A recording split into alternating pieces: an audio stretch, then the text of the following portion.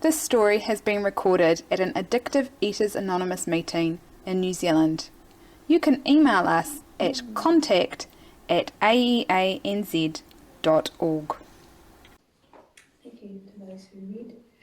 Tonight is a speakers meeting and I'd like to invite Fran to share his story. I'm Fran and I'm an addictive eater. Hi, Fran. And I woke up at 3 o'clock this morning and thought, don't forget your lippy. So I did, absolutely. And so I put the lippy on and the pearls. Right. But yeah, I'm certainly am an addictive eater, and I said before, I do believe that I was born with this disease. When I was born, I wasn't well. In fact, I was too small, and for probably the only time in my life. And I had to go from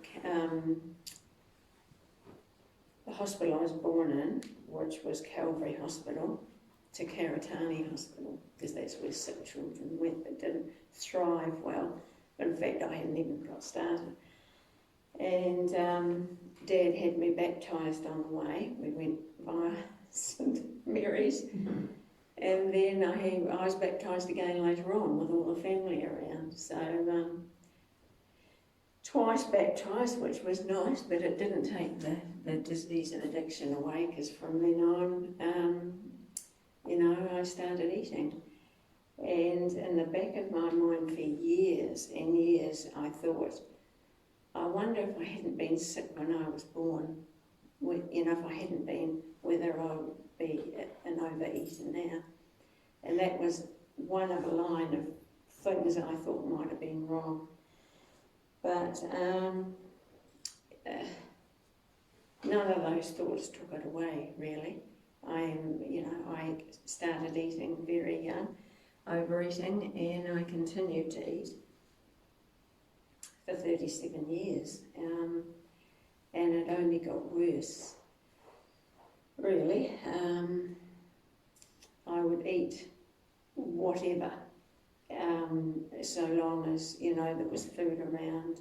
Mum's baking, Mum's cooking. Friday it was fish and chips at school. We used to order our fish and chips, and I was the first one there with my money to order it. And then the fish and chips would all come. It was a whole school. It was a pretty amazing sort of order. But we were Catholic, so we had neat meat on Friday. And during the winter there was the hot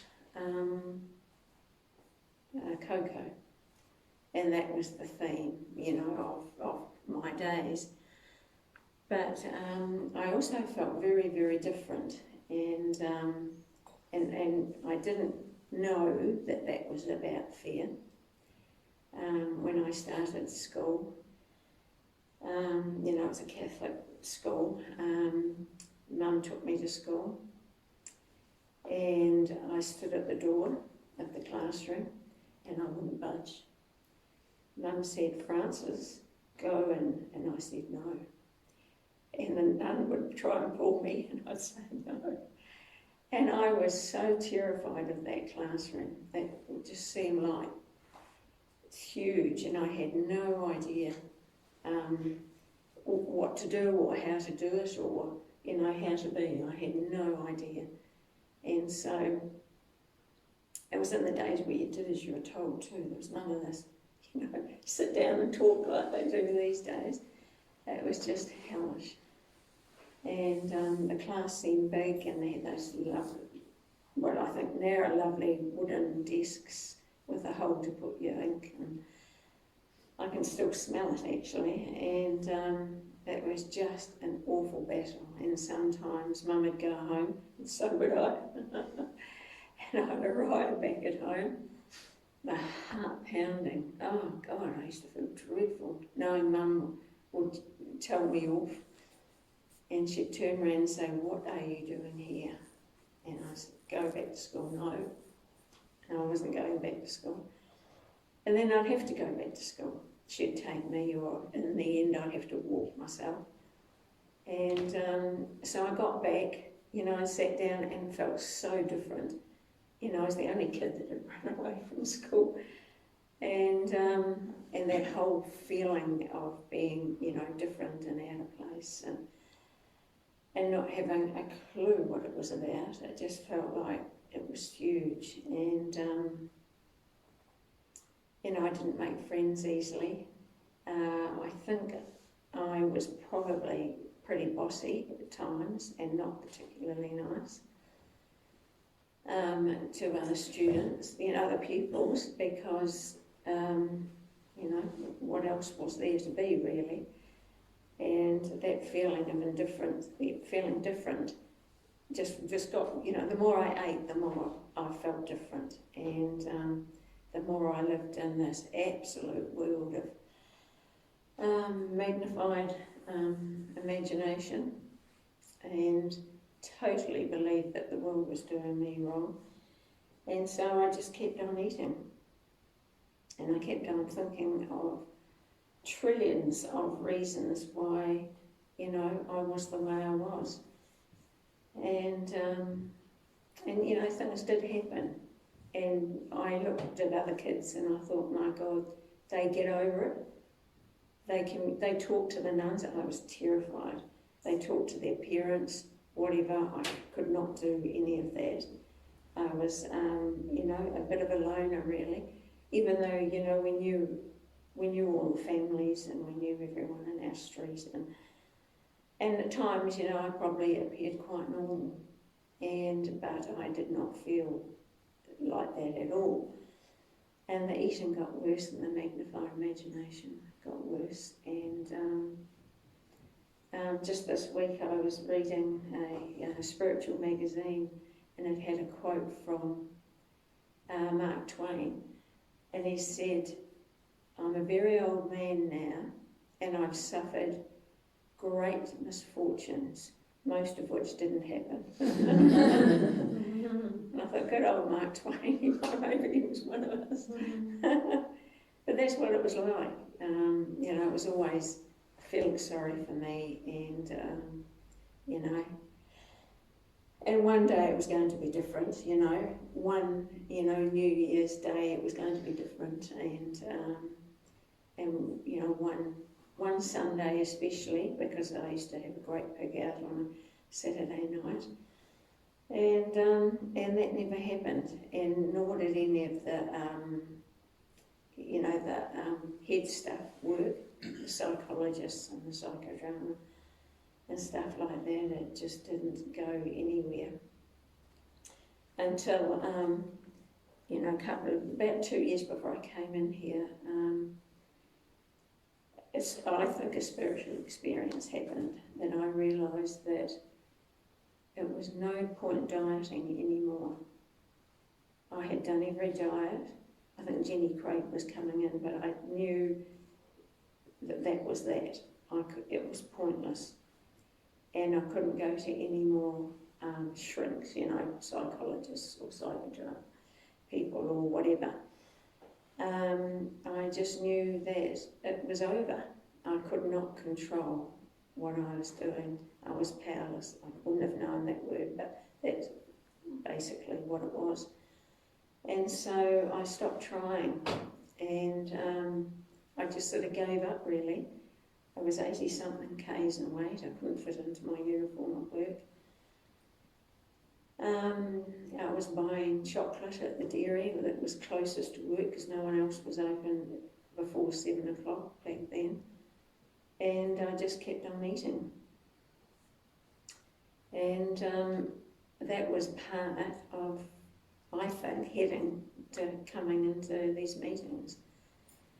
Because a wee while after that, you know, I met up with Sally, who I'd gone to an adult child alcoholic meetings, and that night I came to a meeting, and that was spiritual, because my fear was through the roof, and to walk up those stairs, because it was that Monday meeting and the stairs to go on forever, and get into that big room with all the old sofas and mice, and seemed like lots of people. Was pretty amazing actually, to get in there and sit down. I don't think I spoke to anyone, probably not, but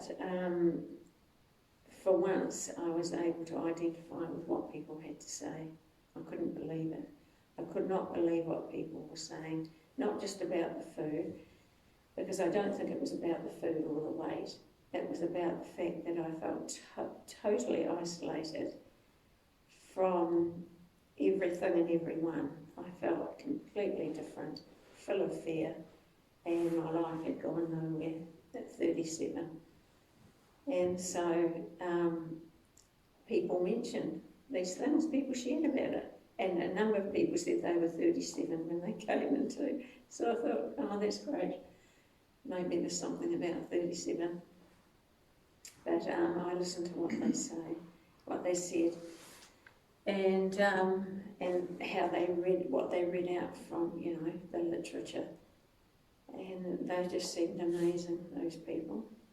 They just seemed absolutely amazing. They were laughing and talking and joking about their eating histories, and some shared about not going to psychologists anymore, that they didn't need to go there.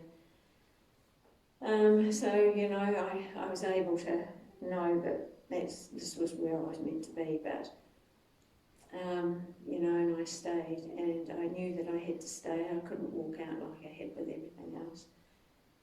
This was it. So I kept coming back, and I went to a lot of meetings because I heard, what people had to say and what they read. And, they read things like I could totally relate to that bit in the 12 and 12 where they said that the psychologists thought we were grandiose, emotionally immature and oversensitive. And I thought I was a very sensitive person, very sensitive. But when they said, actually, were oversensitive, I was able to relate to that I wasn't sensitive. I wasn't sensitive at all to other people. I would like to have been, but my oversensitiveness was about me, nothing else. And so, I realised that that's what it was about, what it was all, what it was. And, I started looking at the steps. I do believe that step 1, 2 and 3 go together for me, because 1 sounded like I just needed to be on another diet, and 2 and 3 said no, hand it over to have a higher power and hand it over to a higher power, because I could not control my eating. I could not, and I knew I couldn't. And so instead of getting into a whole lot of fear every time I got hungry, I was able to learn to hand it over, let go and let go. And that was a huge moment for me, to hand my food over to a power greater than myself, that it didn't have to be my business anymore.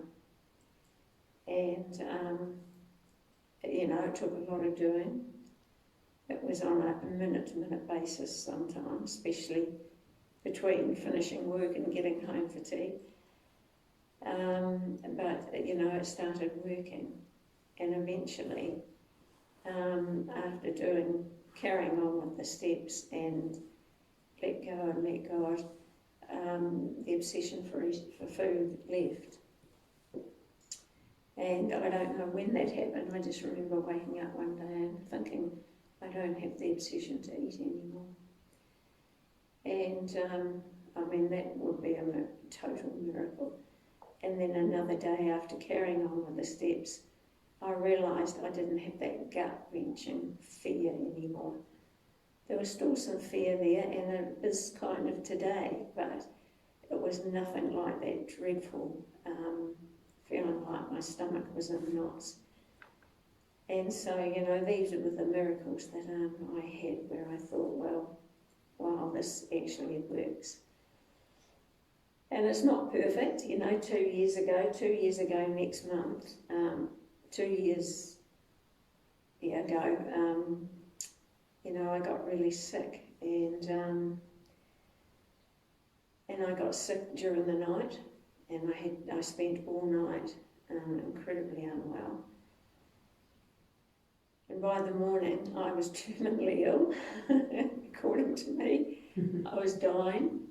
I mean, I'm a nurse, you don't get terminally ill by being acutely sick. But anyway, that had gone, common sense had gone out the window. And I was thinking of which funeral director to use. And so I was as crazy as a coot, fear, goodness, and I thought, how come I feel this like this again? And, you know, the next day I rang my sponsor and she said, oh, well, you know, if it doesn't pass straight away, it might pay to go to the doctor. And I thought, she's saying pass. I think I'm dying. And you know, I never died. I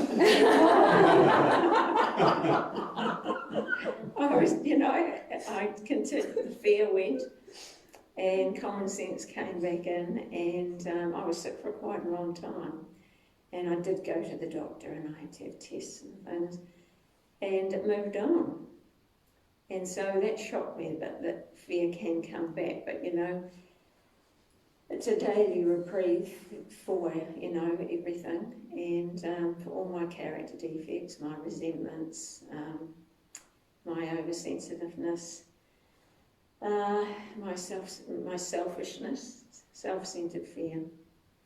You know, they're just some of my character defects. And you know, I'm not cured.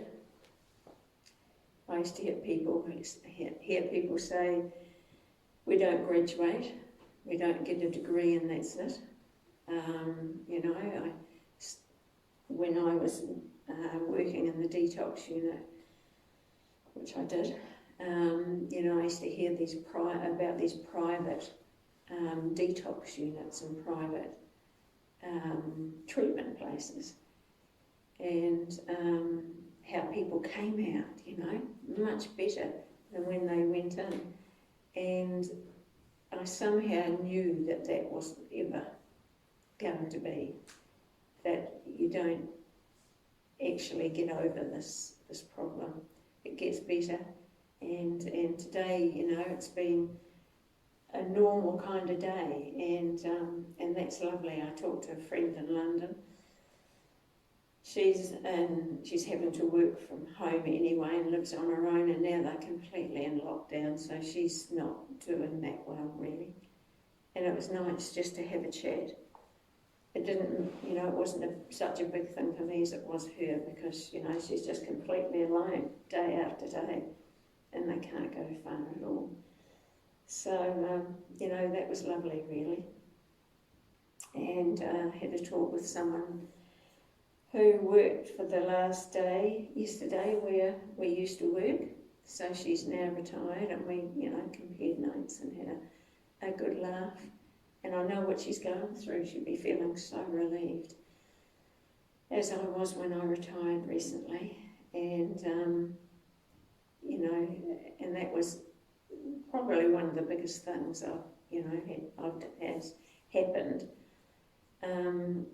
since coming in here, because my fear of economic insecurity got bigger and bigger and bigger, and I thought, there's no way I can live on a pension, and I'm going to be broke by the time I'm whatever. And after a wee while that passed too, and it made it so much easier just to retire. And now life's gone on, and it wasn't the big deal, you know, I thought it would be. So, yeah, it works if you work at it. You know, I think the 6 or 7 meetings a week for 2 years, the first 2 years, you know, was just great. It really helped me to know, you know, what I am, and that things get better.